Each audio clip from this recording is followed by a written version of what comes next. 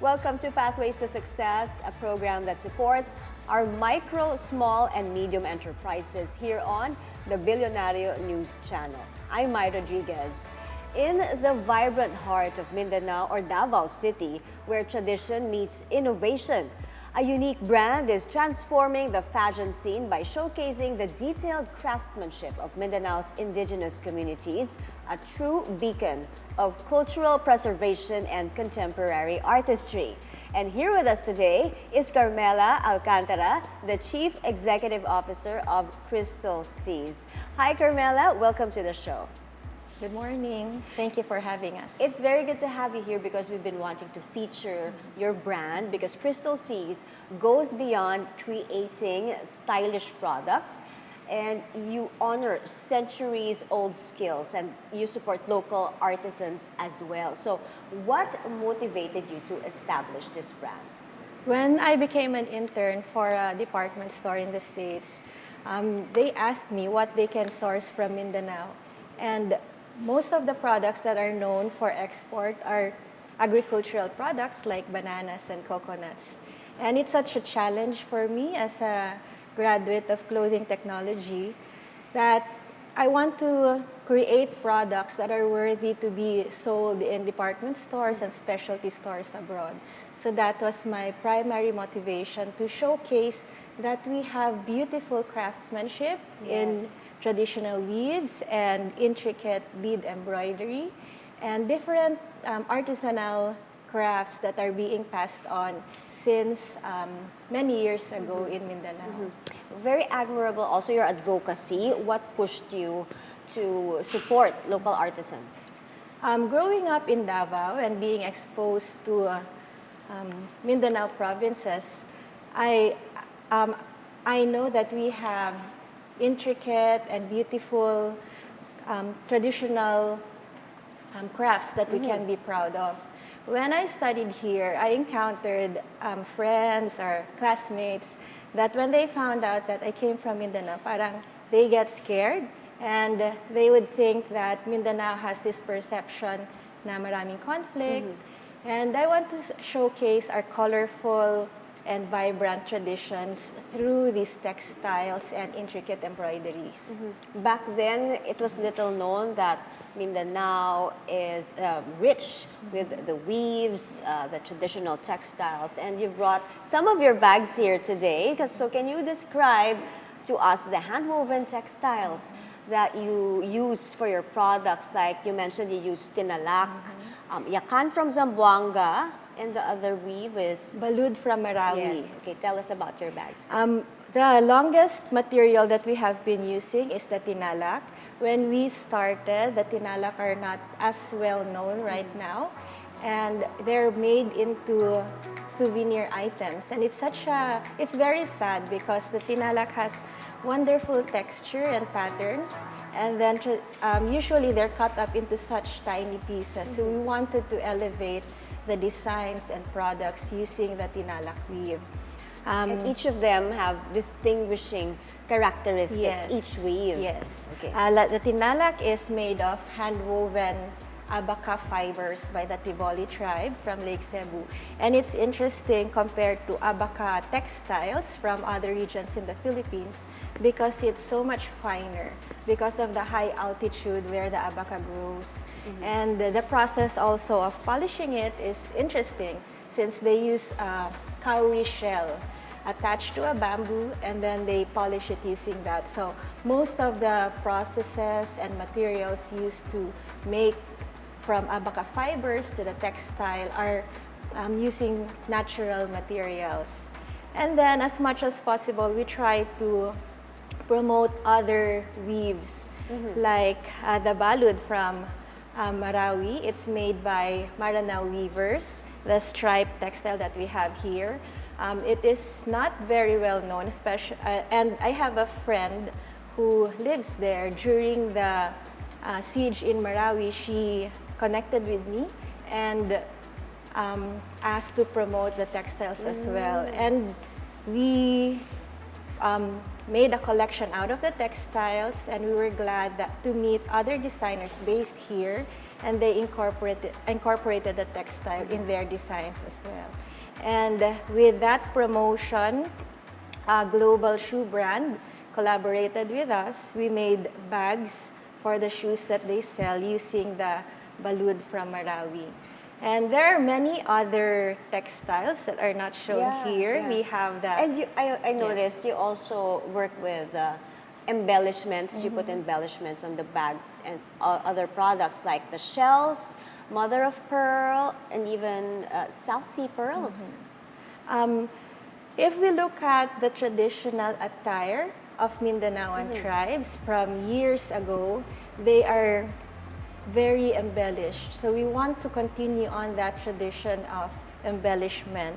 We have a bag over here that's, it features bead weaving by the Maranao tribe also, but these Maranaos relocated in Davao City already. So we also have a bag over there with mother of pearl shells.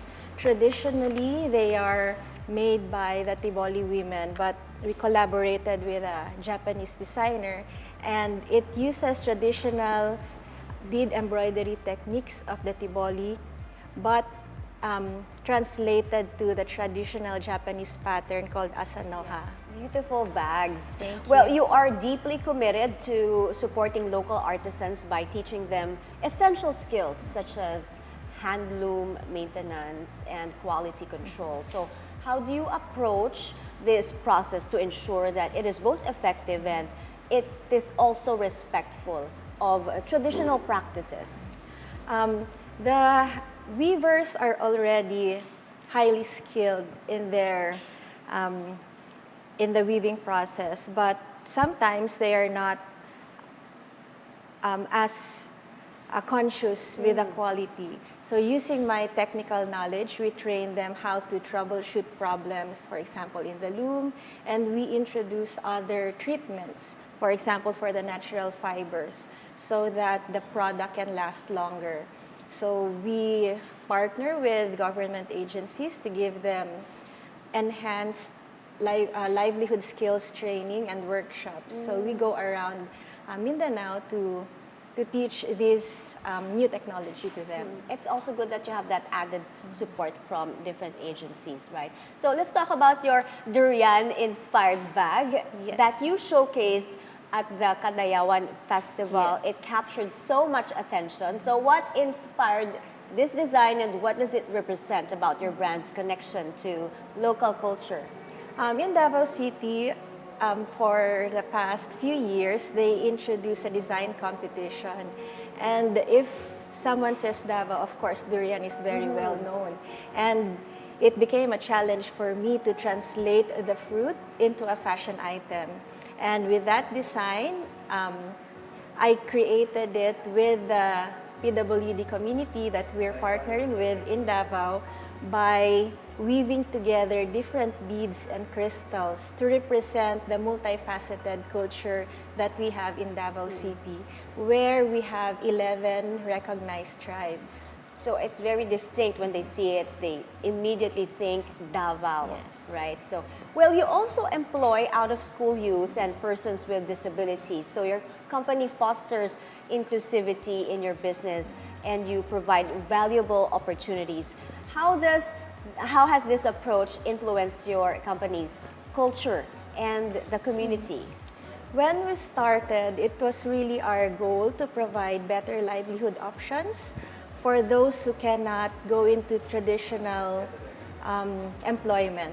Also, my mother is a single parent, and she wants to share the message to housewives that they don't need to leave their children behind to get employment. If they develop a skill, they can work at home, they can earn and still take care of their children. So one of the first partners that we had when we started are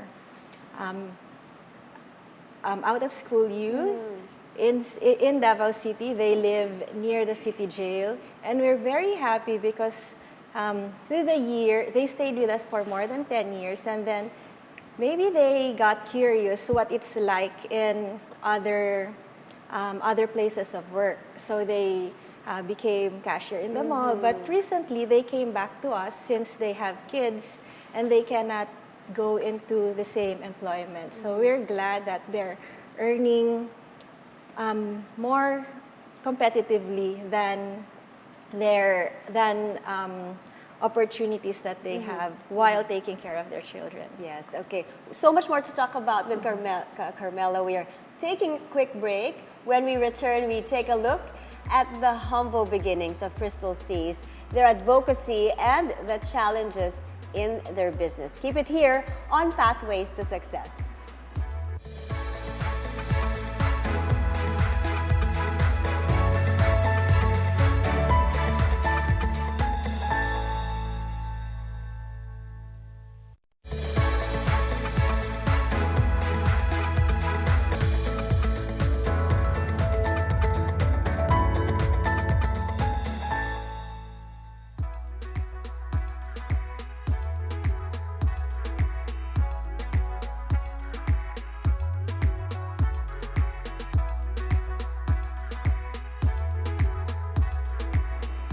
We're back on Pathways to Success. So before we took a break, we talked about the efforts of Crystal C's in upskilling our local communities. So Carmela, could you share with us how these workshops have impacted the participants and what changes you've observed in their skills? We're glad to say that the quality of the products that they use, especially the handwoven textiles, has been greatly improved. I'd like to share that one of our first communities that we've worked with are the Magindanaoan women from Dato Adinsinsuat. We made a collection for a local department store using the traditional Inol textile. And when they delivered to us, we saw that there was unevenness in the weave. The problem was not in the skill, but in the handloom itself.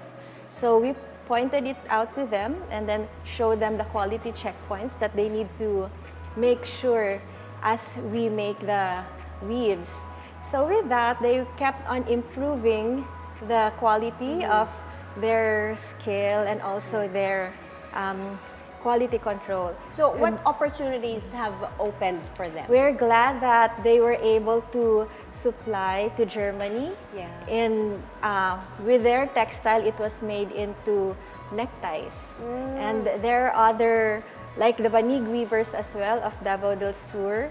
With the treatment that we introduced to them, the Banig didn't have mold and insects, so we were able to supply to an exporter here in Manila, and the products that they made out of the Banig were exported to Europe. So it's important all these techniques are also handed down to them and they're able to learn them. And also, how did all this help your business? It helped us because we were able to establish a stronger partnership with the weavers, and they can see that they can still improve, keep on improving their skill and the products that they make, and more opportunities will open because of the beautiful quality of the handcrafts. Okay, let's go back to how you started. Take us from the very beginning, from your humble beginnings as a home-based business. Crystal C's is now sold at restaurants and Cultura and in other stores outside the country. So how did you get started? As I mentioned earlier, after I graduated from here, I went back home. My mother and I, May, started our business. And it was always our aspiration to be able to export something from my hometown, from Davao City. And we aimed to join international trade shows locally and abroad. What was the capital that you started with? How much was your capital? I'm very glad to share that if someone can afford a cell phone, they can start a business, because we started with around 2,000 pesos Just capital. 2,000 pesos? Yes. And what did you use that 2,000 pesos We bought the Inol fabric and then made table linens out of it. So table runners was our first product, and the first collection also we supplied to restaurants. And you started just selling online? No, we joined trade shows. Okay, trade shows first. Mainly. So in the future, do you plan to put up your own physical store? It's not really goal of ours at the moment. What we want to achieve is to join more international trade shows because there's a wider audience and we can reach out to more stores that can carry our products. So what is your strategy in getting institutional buyers? Yeah, that one. The trade show is really our main focal point, and then we aim to develop products specific to the market that they're in. Tell us what specifically the support you are getting from government agencies such as the DTI or the DA.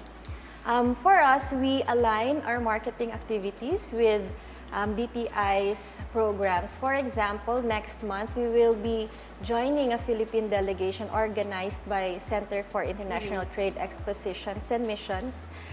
They group together companies like us promoting Philippine products. So there will be 2 exhibits in Japan. One is called Filipinas. It's a 2-week-long exhibition and fashion show in Tokyo's Design Hub. And another is the Tokyo International Gift Show, which is the largest trade show in Japan. So these shows are a big help for you in promoting your products abroad, no? This is a venue for you to showcase your weaves, your bags. Okay, so balancing the beauty of traditional crafting techniques with the demands of contemporary design and contemporary fashion can be challenging. How do you manage to incorporate timeless methods into designs that appeal to modern trends?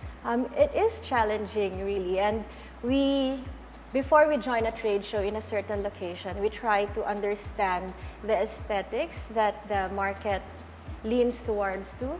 For example, in North America, they like more bold colors but simpler details.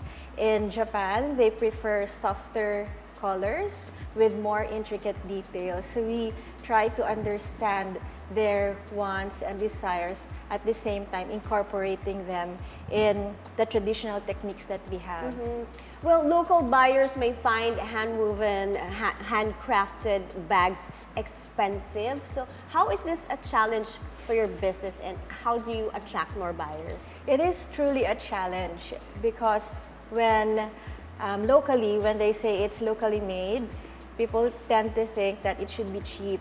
So we try to not just show our products, but introduce the people who make them and the skills entailed to create the product.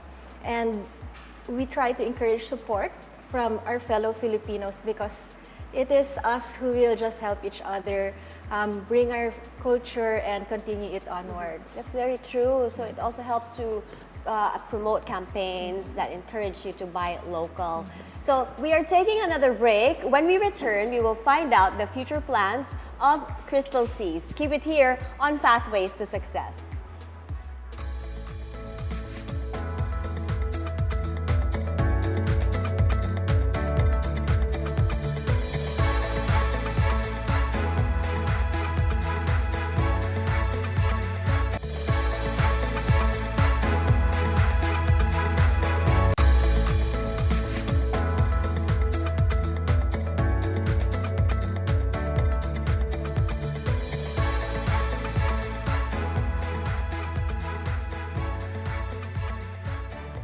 Welcome back to Pathways to Success. We are still with Carmaela Alcantara, Chief Executive Officer of Crystal Seas.